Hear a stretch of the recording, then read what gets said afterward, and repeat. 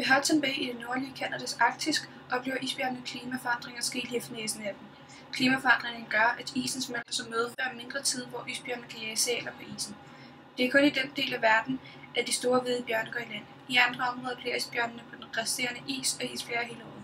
Men ved Hudson Bay smelter havisen fuldstændig hver sommer, og det tvinger isbjørnene til at gå i land og faste i 4 til 9 måneder. Bjørnene er derfor afhængige af isen for at kunne jage sæler. Undersøgelser viser, at perioden, hvor isbjørnene kan jage, bliver kortere og kortere. Alene i løbet af de sidste 20 år har isbjørnene fået 5 uger mindre at jage i på grund af den manglende havis.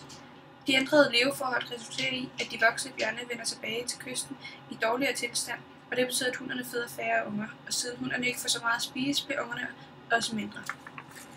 Arktis er det sted i verden, hvor den globale opvarmning har sat allerhurtigst ind, og fortsætter temperaturerne med at stige, vil den permanente del af havisen helt forsvinde mellem 2014 og 2030, og 2/3 af verdens isbjørn vil uddø inden for de næste 50 år. WWF er en af de organisationer, der arbejder for at bevare isbjørnene. Alle de mange tusind mennesker, der lever i Arktis, melder om store forandringer i naturen omkring dem.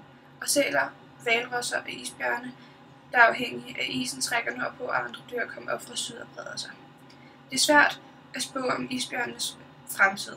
Men et er sikkert, havisen svinder ind, og det påvirker allerede en stor del af verdens isbjørne selv.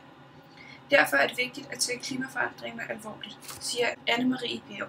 A lot of them have been taken to Greenland. They have seen how the ice is melting at the poles. The poles, ice is melting the poles, ice is melting the poles very quick. It's going very quick. The poles is serious. Show the necessary courage. The ice is melting at the poles and it's going very quick. This is serious.